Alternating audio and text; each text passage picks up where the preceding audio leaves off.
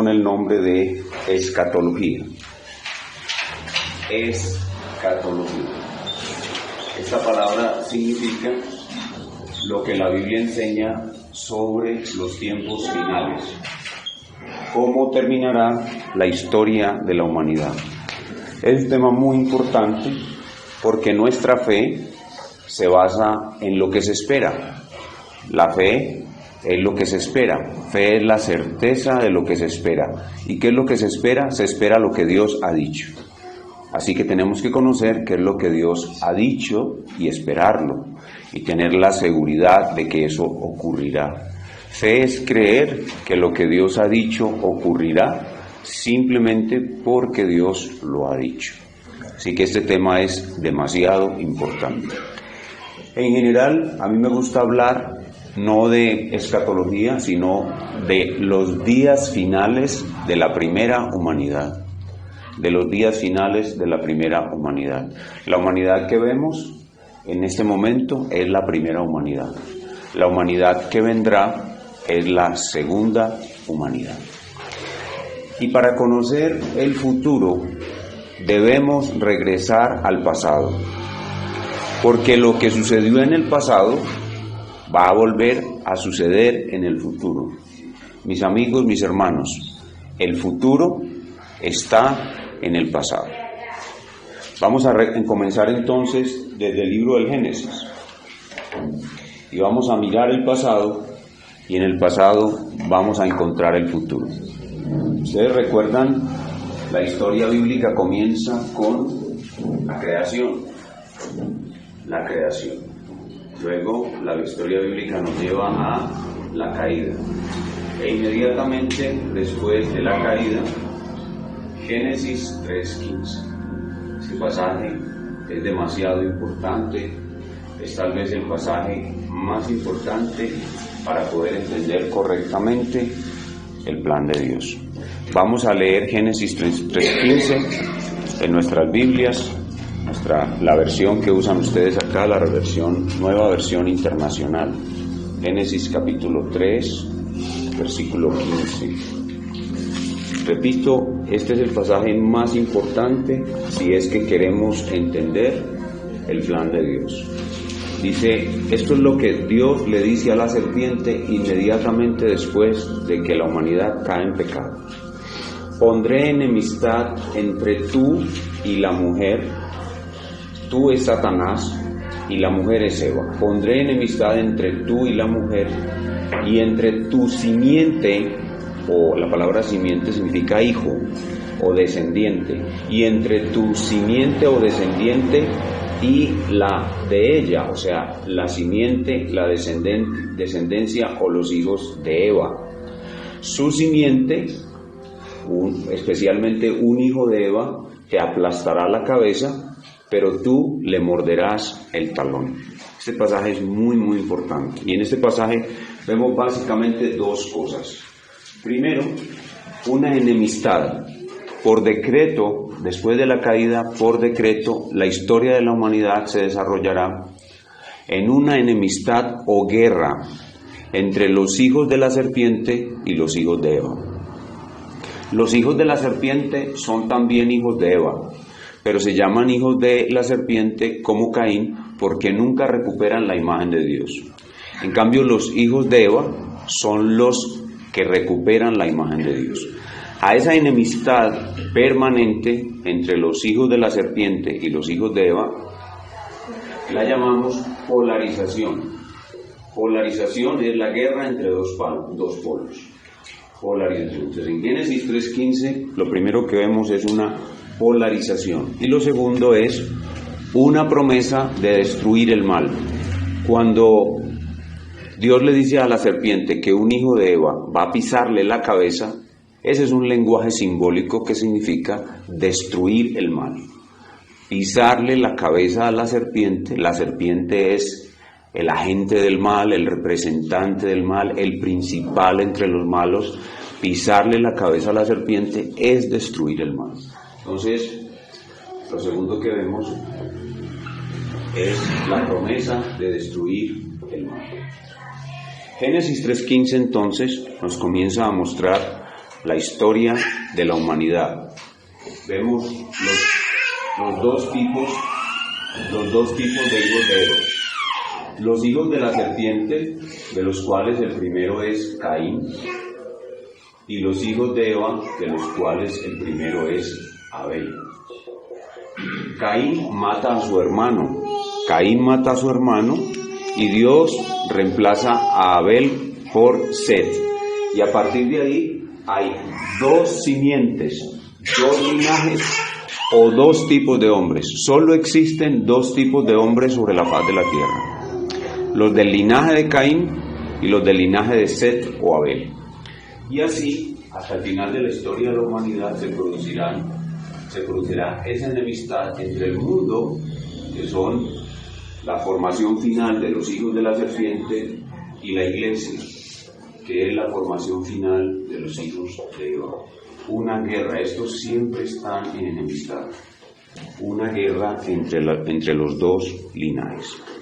Cuando seguimos mirando en la Biblia, el desarrollo de la historia de la humanidad produce un aumento del mal entre los hijos de la serpiente.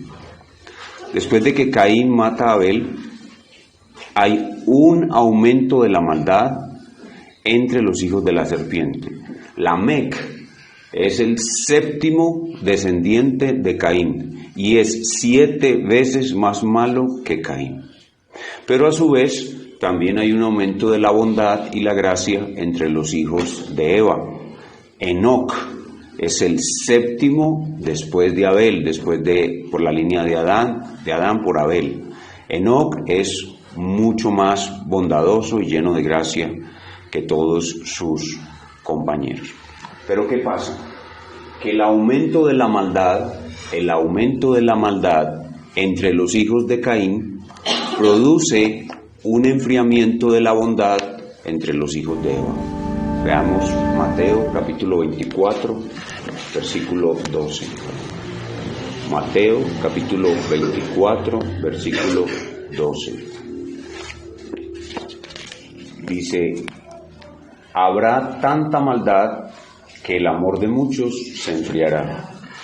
Eso que acabamos de leer lo dijo el Señor Jesús en el futuro. Pero eso que dijo el Señor Jesús en el futuro ocurrió en el pasado. Los hijos de Eva, o sea, el linaje santo, se casó con las hijas de los hombres. Y Dios ya no soportó más eso.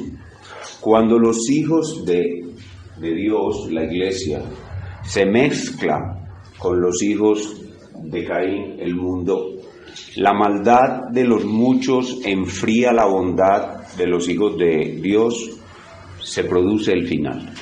Así es como la maldad en el mundo llega a su colmo, cuando los hijos de Dios apostatan. Lo que determina la presencia del final es que la maldad llegue a su colmo. Así sucedió en días de Noé.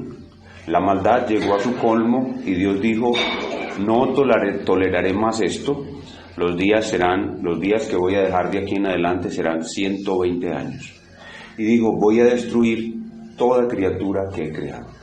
Y así sucede periódicamente a lo largo de la historia de la humanidad. El momento del juicio es cuando la maldad llega a su colmo. Así sucedió con los cananeos. Vean conmigo Génesis capítulo 15, versículo 16. Génesis capítulo 15, versículo 16. 4 generaciones después tus descendientes volverán a este lugar, porque antes de eso no habrá llegado al colmo la iniquidad de los amorreos. Entonces, cuando la iniquidad del hombre, cuando los hijos de Dios se mezclan con los malos y se hacen malos, Dios envía la destrucción. Envió el diluvio. El diluvio fue la destrucción de la primera Sodoma. Los días de Caín, los días de Lamec, los días de estos hombres malvados, eso es la primera Sodoma. Dios destruyó la primera Sodoma. Luego Dios destruyó la segunda Sodoma porque la maldad llegó a su colmo. Luego Dios destruyó la tercera Sodoma, que la vimos aquí en la iglesia. Yo les prediqué sobre la maldad de la tribu de Benjamín, que lo titulamos la nueva Sodoma. Dios destruye cada Sodoma en su época. Entonces, lo que determina el final de los tiempos, lo que determina el juicio definitivo de Dios, es el colmo, cuando la maldad del ser humano llega a su colmo. Cuando los israelitas entraron a Canaán y conquistaron Canaán, el ejército israelita fue el diluvio para los cananeos. Cuando los cananeos llegaron a su colmo, Dios envió al ejército israelita a destruirlos. Entonces, la escatología, la doctrina de los últimos tiempos, debe ser vista en función de la destrucción del mal. La destrucción del mal, la promesa que Dios hace cuando habla a la serpiente. La doctrina de los últimos tiempos debe ser vista en función de la destrucción del mal. Si seguimos avanzando en la historia después del diluvio, todos los profetas y santos del Antiguo Testamento creyeron que cuando viniera el hijo de Eva que pisaría la cabeza de la serpiente, que después a ese hijo de Eva se le llamó la simiente de Abraham, después se le llamó el profeta como Moisés y después se le llamó el hijo de David.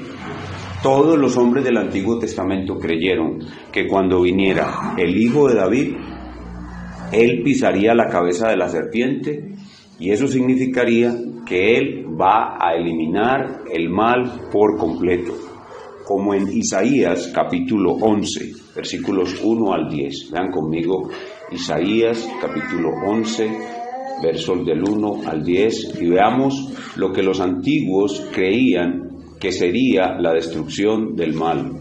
Isaías 11, del 1 al 10.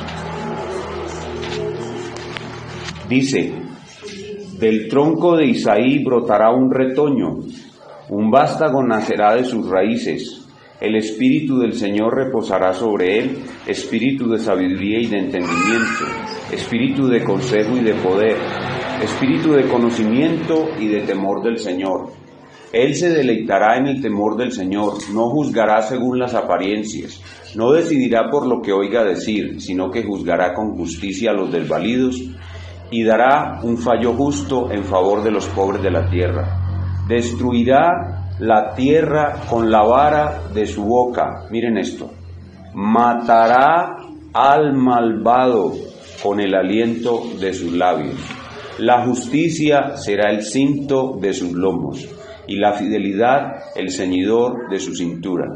El lobo vivirá con el cordero, el leopardo se echará con el cabrito, y juntos andarán el ternero y el cachorro de león, y un niño pequeño los guiará. La vaca pastará con la osa, sus crías se echarán juntas, y el león comerá paja como el buey. Jugará el niño de pecho junto a la cueva de la cobra, y el recién destetado meterá la mano en el nido de la víbora. No harán ningún daño ni estrago en todo mi santo monte, porque rebosará la tierra con el conocimiento del Señor, como rebosa el mar con las aguas. En aquel día se alzará la raíz de Isaí, o sea, el hijo de David, como estandarte de los pueblos, hacia él correrán las naciones, y glorioso será el lugar donde reposa. Entonces, para los antiguos, hasta Juan el Bautista, todos los profetas del Antiguo Testamento, hasta Juan el Bautista, creían que cuando el hijo de Eva venga, cuando la simiente de Abraham venga, cuando el profeta como Moisés venga, cuando el hijo de David venga, él iba a destruir para siempre el mal. Y esas imágenes que vemos en el Antiguo Testamento, como la que acabamos de leer, son una figura metafórica de la destrucción del mal. Pero cuando vino el hijo de Eva, él nos enseñó que el mal no sería destruido de una vez, sino que el mal sería destruido en 2 etapas. Repito, cuando llegó el hijo de Eva, nos enseñó que el mal no sería destruido de una vez, sino que el mal sería destruido en 2 etapas. Veamos la parábola del trigo y la cizaña en Mateo capítulo 13. Mateo capítulo 13. Primero, la enunciación de la parábola en los versos 24 al 30. Mateo 13:24. Jesús les contó otra parábola. El reino de los cielos es como un hombre que sembró buena semilla en su campo. Pero mientras todos dormían, llegó su enemigo y sembró mala hierba entre el trigo y se fue. Cuando brotó el trigo y se formó la espiga, apareció también la mala hierba. Los siervos fueron al dueño y le dijeron: Señor, ¿no sembró usted semilla buena en su campo? Entonces, ¿de dónde salió la mala hierba? Esto es obra de un enemigo, les respondió. Le preguntaron los siervos: ¿qué quiere usted, que vayamos a arrancarla? No, les contestó, no sea que al arrancar la mala hierba arranquen con ella el trigo. Dejen que crezcan juntos hasta la cosecha. Entonces les diré a los segadores: recojan primero la mala hierba y átenla en manojos para quemarla. Después recojan el trigo y guárdenlo en mi granero. Esa es la enunciación de la parábola. Ahora veamos la explicación en los versos 36 al 43. Una vez que se despidió de la multitud, entró en la casa. Se le acercaron sus discípulos y le pidieron: explícanos la parábola de la mala hierba del campo. El que sembró la buena semilla es el Hijo del Hombre, les respondió Jesús. El campo es el mundo, no la iglesia, sino el mundo. El campo es el mundo, y la buena semilla representa a los hijos del reino. La mala hierba son los hijos del maligno. Noten las dos simientes ahí que les hablé hace un momento, Génesis 3:15. Y el enemigo que la siembra es el diablo. Escuchen esto. La cosecha es el fin del mundo, y los segadores son los ángeles. Así como se recoge la mala hierba y se quema en el fuego, ocurrirá también al fin del mundo. El Hijo del Hombre enviará a sus ángeles y arrancarán de su reino no es la iglesia, su reino es el mundo, y arrancarán de su reino a todos los que pecan y hacen pecar. Los arrojarán al horno encendido, donde habrá llanto y rechinar de dientes. Entonces los justos brillarán en el reino de su Padre como el sol. El que tenga oídos para oír, que oiga. Entonces aquí vemos claramente que el hijo de Eva nos enseña que la eliminación del mal no ocurrirá en una sola venida. La eliminación del mal ocurrirá en dos venidas. La primera venida se conoce como la siembra. La siembra la produce la cruz. Escuchen bien esto, escúchenlo bien. Esto puede cambiar sus vidas para siempre. La cruz destruye el mal, pero no lo elimina. La cruz destruye el mal, pero no lo elimina. El mal ha sido destruido en ustedes.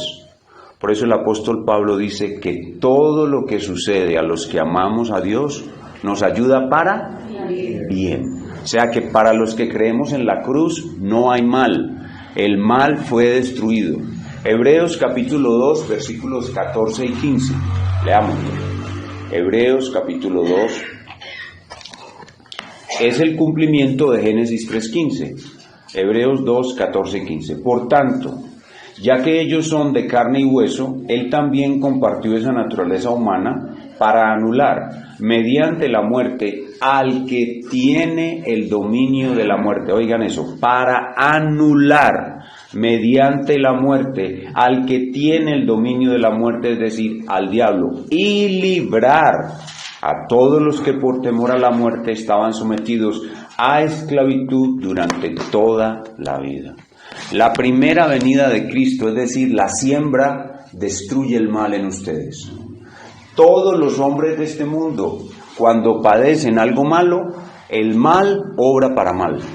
Pero todos los hijos de Cristo, debido a la obra de la cruz, cuando padecen algo malo, el mal obra para bien. Entonces el mal fue destruido en la primera etapa solo para la iglesia. En la segunda etapa, que es llamada cosecha o siega, el mal va a ser eliminado por completo. En la segunda etapa, o sea, la de cosecha, el mal va a ser eliminado de sobre la faz de la tierra. Y como leímos en la parábola, claramente eso ocurrirá cuando el Señor venga con sus santos ángeles. Mandará a sus ángeles a recoger a los suyos, y recogerán a los malos y los arrojarán en un horno de fuego. Eso claramente enseña, escuchen bien, eso claramente enseña que la segunda venida de Cristo trae el juicio final, separación trigo y cizaña, y trae el comienzo de una nueva tierra, cielo nuevo y tierra nueva. El trigo va a ser llevado a su granero. Escuchen bien, la clave de todo el problema que hay con la escatología consiste en esto: que Cristo enseñó que la segunda venida de Cristo trae el juicio final y cielo nuevo y tierra nueva. Y algunos pretenden enseñar algo diferente, como vamos a ver en un momento. Entonces, esta enseñanza de nuestro Señor Jesucristo es repetida por Él mismo y repetida por sus apóstoles. Vamos a ver algunos pasajes de la Escritura donde esta enseñanza sobre la destrucción del mal en la segunda venida es repetida por el Señor y por sus apóstoles. Vayan conmigo a Mateo capítulo 24, el discurso del Monte de los Olivos. Mateo capítulo 24. Mateo 24, y vamos a leer solamente los 10, del verso 29 al 31. Mateo 24, 29. Mateo 24, 29.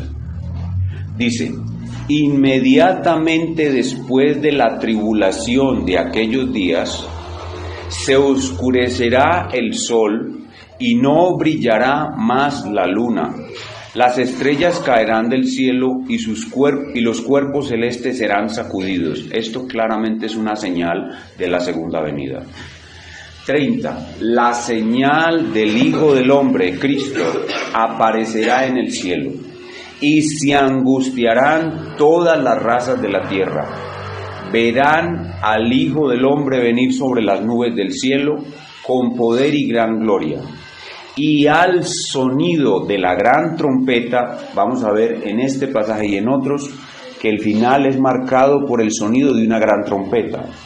Y al sonido de la gran trompeta mandará a sus ángeles, lo mismo que dijo en la parábola de la cizaña, y reunirán de los cuatro vientos a los elegidos, este es el trigo, de un extremo del cielo al otro. Vamos a saltarnos al capítulo 25. Todo esto es un solo discurso, capítulo 25, del 31 al 34. Cuando el Hijo del Hombre venga en su gloria, con todos sus ángeles, noten que está hablando de lo mismo, miren, se sentará en su trono glorioso. Este es el trono para realizar el juicio final. Segunda venida, juicio final. Todas las naciones se reunirán delante de él, y él separará a unos, el trigo, de otros, cizaña, como separa el pastor las ovejas de las cabras. Pondrá las ovejas, el trigo, a su derecha, y las cabras, la cizaña, a su izquierda. Entonces dirá el rey a los que están a su derecha: vengan ustedes a quienes mi Padre ha bendecido, reciban su herencia, el reino preparado para ustedes desde la creación del mundo. Es la inauguración del reino eterno de Jesucristo. La segunda venida de Cristo trae el juicio final y la inauguración del reino eterno de Jesucristo. Verso 41. Luego dirá a los que están a su izquierda, la cizaña: apártense de mí, malditos, ¿a qué? Al fuego eterno. O sea que en ese momento hay juicio final. Es el final de la historia. En la destrucción del mal. ¿Cómo se destruye el mal? O destruyendo a todos los malos.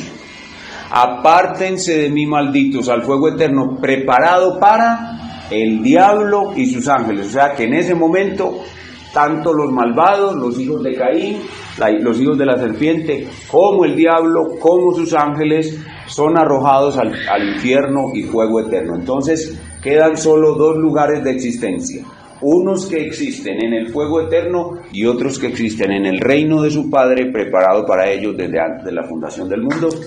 Se acabó. Eso es lo que enseña la Sagrada Escritura, eso fue lo que enseñó Jesús. Ahora, los apóstoles de Cristo repiten esta enseñanza una y otra vez. Vayamos a 1 Corintios capítulo 15, 1 Corintios capítulo 15, y vamos a leer los versículos del 51 al 55. 1 Corintios capítulo 15, versículos 51 al 55. Fíjense bien en el misterio que les voy a revelar. No todos moriremos, pero todos seremos transformados. En un instante, en un abrir y cerrar de ojos, al toque final de la trompeta. ¿Recuerdan esa trompeta que hablamos hace un momento? Esta trompeta que marca el final del final. Al toque final de la trompeta. ¿Qué sucederá al toque final de la trompeta? Pues sonará la trompeta. ¿Qué sucederá al toque final de la trompeta? Pues sonará la trompeta y los muertos resucitarán con un cuerpo incorruptible. Entonces esto nos añade más información. ¿Qué trae la segunda venida de Cristo? Trae primero la resurrección de los muertos. Y algo más, lo que se conoce con el nombre de arrebatamiento. Los muertos resucitarán con un cuerpo incorruptible y nosotros seremos transformados. Pablo dice nosotros, los que estemos vivos en ese momento. Los que estemos vivos en ese momento no moriremos, sino que así como estamos, a la vista de todos, seremos transformados en un abrir y cerrar de ojos en el cuerpo corruptible igualito al que recibieron los que fueron resucitados. Cuando Jesús regresa por segunda vez, toca la trompeta y con su voz potente, gloriosa, resucita a los muertos, y los que estén vivos con su voz son transformados. Y eso es lo que se conoce como arrebatamiento. El arrebatamiento es la glorificación de los que no mueren al momento de la segunda venida. Los que no mueren al momento de la segunda venida son transformados en cuerpos gloriosos, en un abrir y cerrar de ojos. Eso sucede en el aire y por eso es que se conoce como arrebatamiento, porque es un evento algo fantástico, algo que uno no se puede ni imaginar, como una película, ¿cierto? Vamos a terminar de leer. Porque lo corruptible tiene que vestirse de lo incorruptible y lo mortal de inmortalidad. Cuando lo corruptible se revista de lo incorruptible y lo mortal de inmortalidad, entonces se cumplirá lo que está escrito: la muerte ha sido devorada por la victoria. ¿Dónde está, oh muerte, tu victoria? ¿Dónde está, oh sepulcro, tu aguijón? Noten aquí, el apóstol Pablo dice en otro lugar que ¿cuál es el último enemigo que será vencido? La muerte. Así que si este es el momento en que es vencido el último enemigo, es porque este es el fin del fin. Ya de aquí no sigue nada más, ¿sí? Pues esa acción de levantar a los creyentes, si ya lo vamos a volver a ver en 1 Tesalonicenses, se conoce como arrebatamiento. ¿Y eso ocurrirá cuándo? Lo acabamos de leer claramente y ustedes no se dieron cuenta, pero también lo leímos en Mateo 24. Ocurre en la segunda venida de Cristo. La Biblia enseña claramente, de una manera clara, clarísima, que el arrebatamiento ocurre, Mateo 24, 1 Corintios 15, en la segunda venida de Cristo, no antes, sino en la segunda venida de Cristo. ¿Por qué? Porque es el fin del último enemigo, la destrucción del último enemigo, que es la muerte. Veamos ahora 1 Tesalonicenses 4, versículos 13 a 5:4. Primera Tesalonicenses 4, del 4:13 a 5:4. Primera Tesalonicenses 4, del 4:13 a 5:4. Dice: hermanos, no queremos que ignoréis lo que va a pasar a los que ya han muerto, para que no se entristezcan como esos otros que no tienen esperanza. ¿Acaso no creemos que Jesús murió y resucitó? Así también Dios resucitará con Jesús a los que han muerto en unión con Él. Conforme a lo dicho por el Señor, afirmamos que nosotros, los que estemos vivos y hayamos quedado hasta la venida del Señor, recuerden la cosecha, de ninguna manera nos adelantaremos a los que ya han muerto. Es lo mismo que acabamos de leer en 1 Corintios 15. El Señor mismo descenderá del cielo, esta es su segunda venida. Y el Señor mismo descenderá al cielo con voz de mando, con voz de arcángel y con trompeta de Dios. Miren, esta es la tercera vez que nos hablan de la trompeta. La trompeta marca el final. Y los muertos en Cristo resucitarán primero. Es la misma secuencia que vimos en el capítulo anterior. Luego, los que estemos vivos, o sea, los que no murieron y vieron la gloria de la venida del Señor, los que pudieron escuchar esa trompeta con sus oídos, los que estemos vivos, los que hayamos quedado, seremos arrebatados. Aquí viene el famoso arrebatamiento. Junto con ellos en las nubes, para encontrarnos con el Señor en el aire. Cuando somos arrebatados, entonces se produce ese cambio. Si no se produce ese cambio, no nos podemos acercar al Señor. ¿Por qué? Porque sin santidad nadie verá al Señor. Entonces el cambio se produce en el camino. Nosotros somos levantados y en el camino somos transformados y llegaremos hasta donde Él está. Y así permaneceremos siempre con el Señor. Significa que ese es nuestro estado eterno. Ahí comienza nuestro estado eterno. Dice, por lo tanto, verso 18, Primera Tesalonicenses 4, por lo tanto, anímense unos a otros con estas palabras. Ahora bien, hermanos, ustedes no necesitan que se les escriba acerca de tiempos y fechas, porque ya saben que el día del Señor llegará como ladrón en la noche. Por si hay alguna duda de qué estamos hablando. ¿De qué estamos hablando? Del día del Señor. ¿Qué es el día del Señor? La segunda venida del Señor.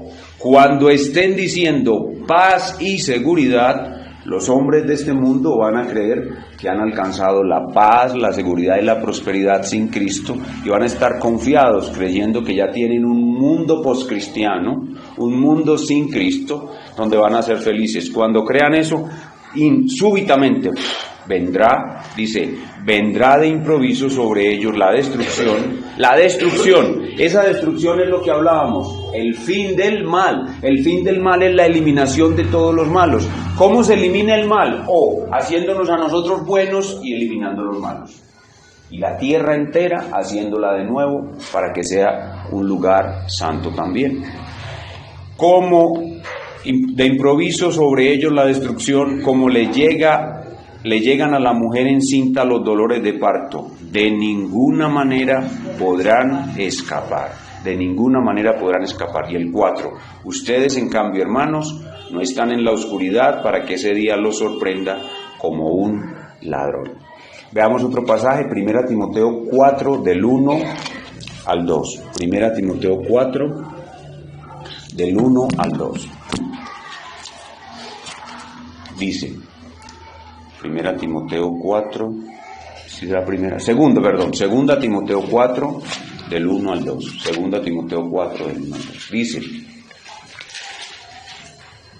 en presencia de Dios y de Cristo Jesús, que ha de venir en su reino y que juzgará a los vivos y a los muertos, te doy este solemne encargo. Predica la palabra, persiste en hacerlo, sea o no sea oportuno, corrige, reprende y anima con mucha paciencia, sin dejar de enseñar. Noten especialmente el verso 1. Dice, en presencia de Dios y de Cristo Jesús, miren, que ha de venir, señala la segunda venida. ¿Y qué dice Pablo que sucederá en la segunda venida? Que Jesús vendrá a establecer su reino, que ha de venir en su reino. ¿Y qué hará en su segunda venida? Juzgará. O sea, lo que hemos estado diciendo es esto: la segunda venida de Cristo inseparablemente trae la resurrección de los muertos, el juicio final y, como vamos a ver en el siguiente pasaje, cielo nuevo y tierra nueva en los que mora la justicia. Otra vez, en presencia de Dios y de Cristo Jesús, que ha de venir en su reino y que juzgará a los vivos y a los muertos. ¿Por qué puede juzgar a los muertos? O porque los va a resucitar. ¿Sí? Entonces te doy esta solemne encargo. Veamos el pasaje tal vez el más claro y complementario de todo el Nuevo Testamento, Segunda de Pedro 3, del 1 al 13. Segunda de Pedro 3, del 1 al 13. Segunda de Pedro 3, del 1 al 13. Queridos hermanos, esta es ya la segunda carta que les escribo. En las dos he procurado refrescarles la memoria para que con una mente íntegra recuerden las palabras que los santos profetas pronunciaron en el pasado y el mandamiento que dio nuestro Señor y Salvador por medio de los apóstoles. Ante todo, deben saber que en los últimos días vendrá gente burlona que, siguiendo sus malos deseos, se mofará. ¿Qué hubo de esa promesa de su venida? Nuestros padres murieron y nada ha cambiado desde el principio de la creación. Pero intencionalmente olvidan que desde tiempos antiguos, por la palabra de Dios, existía el cielo y también la tierra que surgió del agua y mediante el agua. Por la palabra y el agua, el mundo de aquel entonces pereció inundado. Y ahora, por esa misma palabra, el cielo y la tierra están guardados para el fuego, reservados para el día del juicio y de la destrucción de los impíos. Noten, ¿de qué es lo que estos burladores se burlan? De que la promesa de su venida no se va a cumplir. ¿Qué es lo que estos burladores escucharon que va a ocurrir el día que venga? Que será el día del juicio y la destrucción de los impíos. Noten que los burladores escucharon claramente la promesa, que Jesús vendrá y vendrá con juicio y que vendrá a destruir los impíos. Verso 8. Pero no olviden, queridos hermanos, que para el Señor un día es como 1000 años y 1000 años como un día. El Señor no tarda en cumplir su promesa. ¿Cuál promesa? La de su segunda venida, según entienden algunos la tardanza. Más bien, Él tiene paciencia con ustedes porque no quiere que nadie perezca, sino que todos se arrepientan. Pero el día del Señor, ¿cuál es este día del Señor? O la promesa, o el día del juicio, o el día de la destrucción de los impíos, o el día del juicio de Dios. Pero el día del Señor vendrá como un ladrón, lo mismo que decía Pablo. En aquel día, miren esto, en aquel día, ¿cuál día? El día de la promesa, el día del juicio, el día de la destrucción de los impíos, el día que el Señor venga. En aquel día los cielos desaparecerán con un estruendo espantoso, los elementos serán destruidos por el fuego y la tierra con todo lo que hay en ella será quemada. Hermanos, este es el fin del fin, será quemada. Verso 11. Ya que todo será destruido de esa manera, ¿no deberían vivir ustedes como Dios manda, siguiendo una conducta intachable y esperando ansiosamente ¿qué? La venida del día de Dios? Entonces, ¿qué es la venida del día de Dios? La promesa del juicio, el día en que Dios destruirá a los malos, el día en que Dios hará juicio. Noten, todo eso es un solo paquete. Todo eso es un solo paquete, todo eso va a ocurrir junto. Dice, ese día, miren la repetición, ese día los cielos serán destruidos por fuego. Está repitiendo lo mismo que dijo a un versículo atrás. Y los elementos se derretirán con el calor de las llamas. Pero, según su promesa, esperamos que un cielo nuevo y una tierra nueva en los que habita la justicia. Este es el fin del fin. El fin del fin. Entonces, según lo anterior, los días finales de la primera humanidad serán así. Cuando Cristo regrese por segunda vez, ocurrirá el fin. Pero desde su primera venida hay dos clases de personas sobre la faz de la tierra: el mundo, los hijos de Caín, y la iglesia. Atención, en el mundo va a aumentarse exageradamente el mal. Va a haber un aumento exagerado del mal. Como sucedió al principio, antes del diluvio. El mundo se aumentará. En la iglesia habrá salvación. Así como aumenta el mal, también habrá salvación en la iglesia. Aumenta el mal en el mundo, aumenta la salvación en la iglesia. Pero el mal en el mundo aumentará tanto, Mateo 24:12, por haberse multiplicado la maldad, el amor de muchos se enfriará. ¿Y eso cómo se llama en la Biblia? Se llama apostasía. Los hijos de Dios van a abandonar su posición de creyentes, mostrando que nunca fueron verdaderos creyentes, y solo quedará en la iglesia un remanente fiel. Un remanente fiel.